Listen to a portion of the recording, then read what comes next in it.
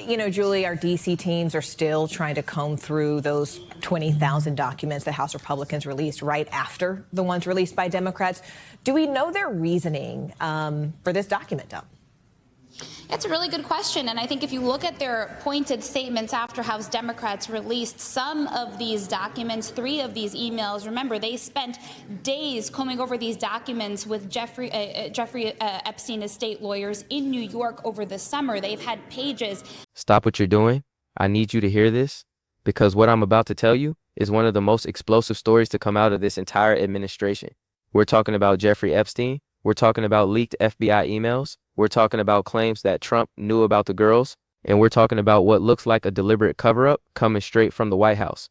This is not a drill. This is real. And it's absolutely insane. But before we go any further, real quick, let's be honest. You can't really trust mainstream media anymore. That's why we built Pump Politics, to bring you real stories, real context, and no corporate spin. If you want to stay ahead of the headlines, join our free newsletter. We'll send the news straight to your inbox every day. Just click the link in the description to join. And if you just want to support what we're doing, join us. Be part of the community that actually cares about the truth. All right, let's get back to the video. Thousands of them, of those documents, independent of the DOJ files, and the committee had always said, including Republicans on that panel that lead the committee, that they will plan to release all of those documents in full once they've gone through them, once they make sure that victim names are protected. Like I mentioned, though, Republicans are saying the Democrats cherry-picked these documents. We asked Robert Garcia, who's the top Democrat on the panel, about just that. Take a listen to what he said. I think it's interesting that House Republicans and the White House want to say, well, this is being cherry-picked. You know how they can answer every single question? Is by releasing every single document that they have in their possession right now that is under subpoena. It's time for justice for the survivors. Now, like I mentioned, James Comer, who is the Republican chair of that committee, did say he will release all of these files. He did not make the same commitment with the DOJ files that they are subpoenaing from the administration, but we'll see what happens. On November 12th, 2025, House Oversight Democrats released a batch of FBI emails from Jeffrey Epstein's files. And what's in those emails? Oh, just some of the most damaging allegations against a sitting president that we've ever seen. We're talking about emails where Epstein himself, Jeffrey Epstein, claimed that Trump spent hours at his residence with one of his victims. We're talking about emails from 2019 where Epstein said Trump knew about the girls. Come on, are you kidding me right now? This is the sitting president of the United States being directly implicated in Epstein's crimes by Epstein himself. And Trump's response? He's calling it a hoax. He's calling it a smear. He posted on Truth Social saying this is all a Democratic attack. Just like everything else that makes him look bad, it's fake news. It's a witch hunt. It's his enemies trying to destroy him.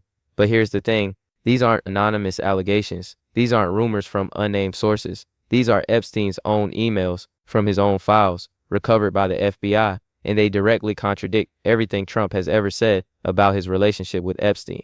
For years, Trump has tried to distance himself from Epstein. He said they weren't close. He said he barely knew the guy. He said he kicked Epstein out of Mar-a-Lago years ago and never looked back. But these emails paint a very different picture. A picture of Trump spending hours at Epstein's home. A picture of Trump being around victims. A picture of Trump knowing what was going on. And if that's true, if Epstein's own words are accurate, then Trump has been lying to the American people for years about one of the most horrific crime scandals in modern history. But wait, it gets worse. Because it's not just the emails themselves, it's what the White House did when they found out these documents might be released. According to reports, White House officials actively lobbied Republicans to block the full disclosure of DOJ files. They met with Representative Lauren Boebert in the Situation Room. Attorney General Pam Bondi was there. FBI Director Kash Patel was there. They were trying to kill a discharge petition that would force the release of all Epstein files from the Department of Justice.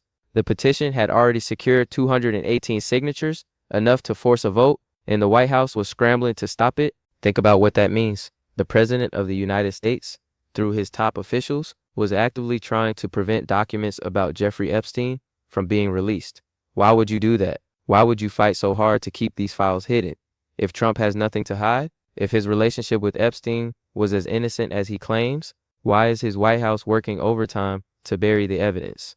The answer seems pretty obvious, and it's not a good answer for Trump. Speaker Mike Johnson has now scheduled a vote on releasing all Epstein DOJ files for next week. Despite the White House pressure, despite everything they tried to do to stop it, the vote is happening. And that means more documents could be coming, more emails, more evidence, more revelations. This story isn't over, it's just getting started. and every new batch of documents seems to make things worse for Trump. The emails themselves are devastating. In one 2011 email between Epstein and Ghislaine Maxwell, there's discussion of Trump spending hours at Epstein's home with one victim. That directly contradicts testimony Maxwell gave to the DOJ. So either Maxwell lied under oath, or there's a major discrepancy that needs to be explained. Either way, someone isn't telling the truth, and the implications for Trump are massive.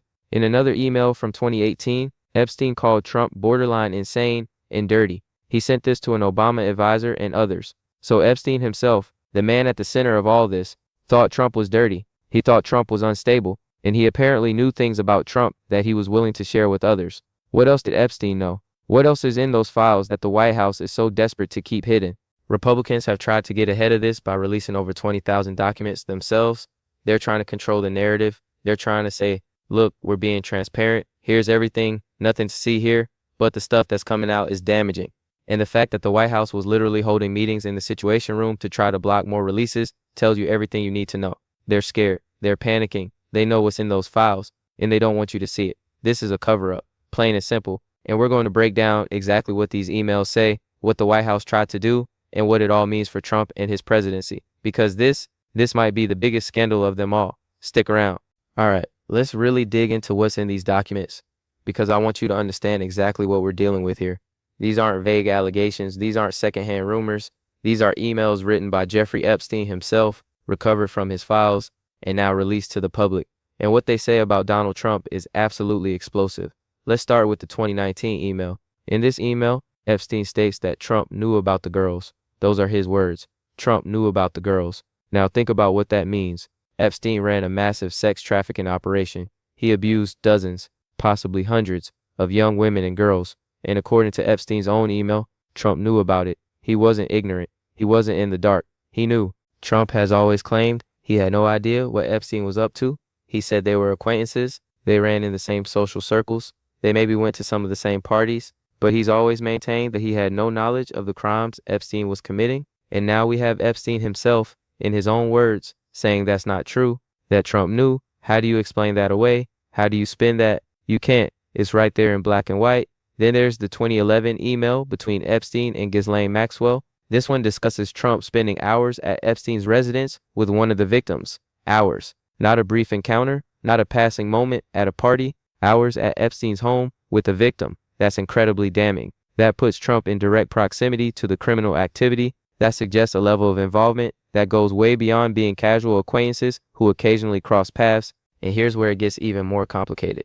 This email contradicts testimony that Maxwell gave to the DOJ, so we have a discrepancy. Either the email is accurate and Maxwell lied under oath, or there's some other explanation.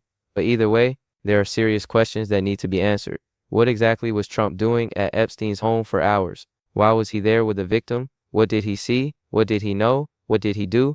The 2018 emails add another layer to all of this. In these messages, Epstein called Trump borderline insane and dirty. He sent these observations to various people, including an Obama advisor. So Epstein, who apparently knew Trump well enough to make these judgments, thought Trump was unhinged and corrupt. What did Epstein mean by dirty? Dirty how? Dirty in what way? Was he referring to business dealings, personal conduct, something else entirely? We don't have all the answers yet. But the fact that Epstein was calling Trump dirty in private communications, that's significant. That suggests Epstein knew things about Trump that weren't public knowledge. Now let's talk about what the White House did when they found out these documents might be released, because this is where it goes from bad to worse. This is where it becomes not just about what Trump might have known about Epstein, but about active efforts to cover it up. According to reports, White House officials held a meeting in the Situation Room to strategize about blocking the release of Epstein files. The Situation Room, that's where presidents go to handle national security crises. That's where they coordinate responses to terrorist attacks and foreign threats. And the Trump White House used it to figure out how to suppress documents about Jeffrey Epstein. Let that sink in. They treated keeping these files hidden as a national security priority. Who was in that meeting? Attorney General Pam Bondi, FBI Director Kash Patel, Representative Lauren Boebert, top officials from across the administration, all gathered together to discuss how to stop a discharge petition that would force the release of all Epstein DOJ files. The petition had already secured 218 signatures, enough to guarantee a vote, and the White House was in full panic mode trying to stop it. Why? Why would the White House care so much about these files? If Trump has nothing to hide, if his relationship with Epstein was innocent, then releasing the document should help him. It should clear his name. It should prove that all the allegations are baseless. But instead of welcoming transparency, the White House fought tooth and nail to prevent it. That tells you everything. That tells you they know what's in those files, and they know it's bad. Speaker Mike Johnson, despite all the pressure, has scheduled a vote on releasing all Epstein DOJ files for next week. That vote is going to happen, and whatever is in those files is eventually going to come out. The White House can delay, they can obstruct, they can hold meetings in the Situation Room and pressure Republicans to vote no, but the truth has a way of coming out eventually. And when it does, Trump is going to have to answer for all of this. The Republican response to all of this has been interesting. They've tried to get ahead of the story by releasing over 20,000 documents themselves. They're trying to control what comes out and when. They're trying to say, look, we're being transparent. We release documents. What more do you want? But releasing some documents isn't the same as releasing all documents. And the fact that they're selectively choosing what to release while fighting against full disclosure suggests they're hiding something. You don't fight this hard to suppress information if the information is exonerating. Trump himself has dismissed all of this as a Democratic smear campaign. He posted on Truth Social calling it the Epstein hoax, just another attack from his enemies, just another attempt to take him down. It's the same playbook he always uses. When something damaging comes out, call it fake, call it a hoax, attack the messengers, never actually address the substance. But here's the problem with that approach this time. These are Epstein's own emails. These are documents from federal investigations. These aren't anonymous sources or unverified claims. This is documentary evidence that directly contradicts Trump's public statements about his relationship with Epstein. You can call it a hoax all you want, but the emails exist. The words are right there, and they say Trump knew. This connects to everything else happening with the DOJ right now. The whistleblowers who have raised concerns about political interference, the chaos and turnover at the department, the botched prosecutions, the weaponization of the justice system against Trump's enemies, and now active efforts to suppress evidence in the Epstein case. It all fits together. It all paints a picture of an administration that will do anything to protect the president, even if that means hiding evidence about one of the most notorious criminals in American history. The political implications are enormous. Every day this story stays in the news is a bad day for Trump. Every new revelation makes it harder for Republicans to defend him. Every attempt to suppress documents makes the cover-up allegations more credible. And with the midterms approaching, with the House majority already hanging by a thread, this is exactly the kind of scandal that could tip the scales. Democrats are already using this to fuel demands for full transparency. They're saying, if Trump has nothing to hide, release everything. Let the public see what's in those files. Let voters decide for themselves what to make of it. And every time Republicans resist, every time the White House pressures people to block releases, it looks like guilt. It looks like they're hiding something terrible, because they probably are. The bipartisan pressure for transparency is growing. Even some Republicans are uncomfortable with how hard the White House is fighting to keep these files secret. They know how this looks. They know voters are watching, and they know that being seen as helping to cover up potential crimes related to Jeffrey Epstein is not a good position to be in.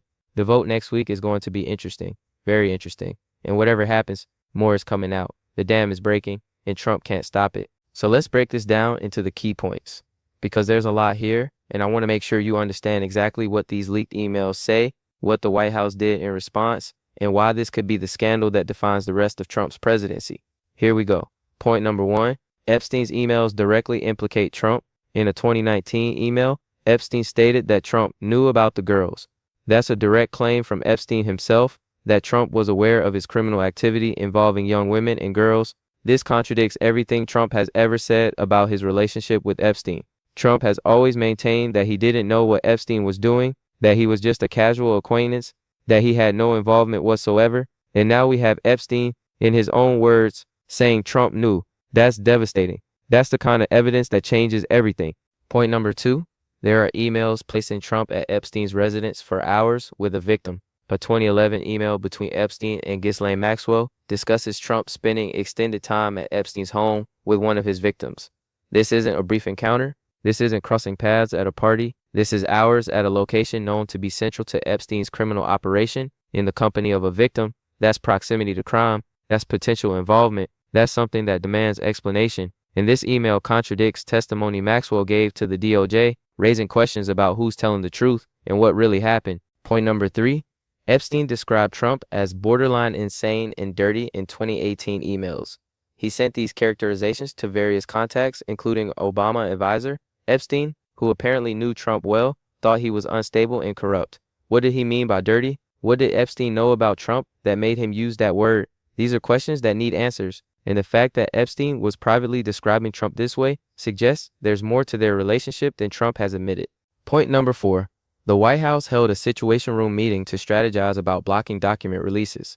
Attorney General Pam Bondi, FBI Director Kash Patel, Representative Lauren Boebert, top administration officials gathered in the Situation Room, the most secure meeting space in the White House, to figure out how to stop Epstein files from being released. They tried to kill a discharge petition that had already secured 218 signatures. They pressured Republicans to oppose full transparency. This is textbook cover-up behavior. You don't use the Situation Room to suppress documents about a dead sex trafficker unless you're terrified of what those documents contain. Point number 5. Despite White House pressure, a vote on releasing all Epstein DOJ files is scheduled for next week. Speaker Mike Johnson has set the vote. It's happening, and that means more documents could be coming regardless of what the White House wants. The discharge petition worked. The pressure for transparency was too strong, and now Republicans are going to have to go on record voting either for or against releasing everything. That's going to be politically painful for a lot of people, and it's going to result in more information coming out. Point number 6. Republicans have tried to control the narrative by releasing over 20,000 documents themselves. They're trying to say they're being transparent. They're trying to get ahead of the story. But selectively releasing some documents while fighting against full disclosure isn't transparency. It's damage control. It's choosing what you want people to see while hiding what you don't. And the fact that they're fighting so hard against releasing everything suggests the stuff they're holding back is worse than what they've already released. Now, what does this mean going forward? Well, first, it means Trump's Epstein problem isn't going away. This story is going to keep generating headlines. Every new document release is going to bring new revelations. Every attempt to suppress information is going to fuel cover-up allegations. Trump can call it a hoax all he wants, but the emails exist. The evidence is piling up, and the public is paying attention. Second, it means the cover-up might be as damaging as the underlying allegations. When you hold Situation Room meetings to block document releases, when you pressure members of Congress to oppose transparency, when you fight this hard to keep information hidden, you look guilty. Even if the documents themselves don't prove criminal conduct by Trump, the cover-up attempts suggest consciousness of guilt. They suggest the administration knows there's something damaging in those files, and that perception can be as politically toxic as any specific revelation. Third, it means bipartisan pressure for transparency is building. Some Republicans are getting uncomfortable with the White House's aggressive suppression efforts. They see how this looks. They know voters don't like cover-ups, and they're starting to break with the administration on this issue. The vote next week will show how deep those cracks go. If significant numbers of Republicans vote for full disclosure, that's a major rebuke of the White House strategy, and it could open the floodgates for everything to come out. Fourth, this feeds directly into the midterm concerns that are already haunting Republicans. Wisconsin, Tennessee, the narrow House majority, GOP momentum crashing, and now a scandal involving the president and Jeffrey Epstein's sex trafficking operation. This is exactly the kind of thing that motivates Democratic voters. It's exactly the kind of thing that makes independents uncomfortable. It's exactly the kind of thing that could tip close races against Republicans. Every day this story dominates headlines is a bad day for GOP midterm prospects. Fifth, there's already impeachment talk starting. If these emails are accurate, if Trump really knew about Epstein's crimes and did nothing, if the White House is actively covering up evidence, those are potentially impeachable offenses. Democrats in the House are starting to use that word. They're starting to talk about accountability. Now, with the current narrow margins, impeachment might not go anywhere, but the talk itself is damaging. The investigations that could follow are damaging. The drip, drip, drip of revelations is damaging. Trump is under siege on multiple fronts, and this Epstein situation might be the worst of all of them. And here's the bottom line. Jeffrey Epstein was one of the most notorious criminals of our time. He abused countless young women and girls. He ran a sophisticated trafficking operation, and he had connections to some of the most powerful people in the world. For years, Trump has tried to minimize his relationship with Epstein. He's tried to distance himself. He's tried to pretend they barely knew each other. But these leaked emails tell a different story. They tell a story of Trump knowing what was happening, of Trump spending hours at Epstein's home with victims, of Epstein himself calling Trump dirty, and they tell a story of a White House so terrified of what's in those files that they turned the Situation Room into a war room for suppression. This is huge. This is historic. This is the kind of scandal that brings down presidencies, and it's happening right now. The vote next week could release even more damaging information. The investigations could expand. The pressure could become unbearable. We don't know exactly where this goes, but we know it's not going away. We know more is coming, and we know that Trump's Epstein problem just got a whole lot worse. The cover-up has been exposed. The emails are out there. The American people are starting to see what's in those files. And no amount of truth, social posts calling it a hoax, is going to make this disappear. Make sure you're subscribed. Make sure those notifications are on, because next week's vote could change everything. More documents could drop any day. And this story is going to keep developing in ways that could reshape American politics. We'll be here covering all of it, because this is the scandal that could define everything. Stay tuned.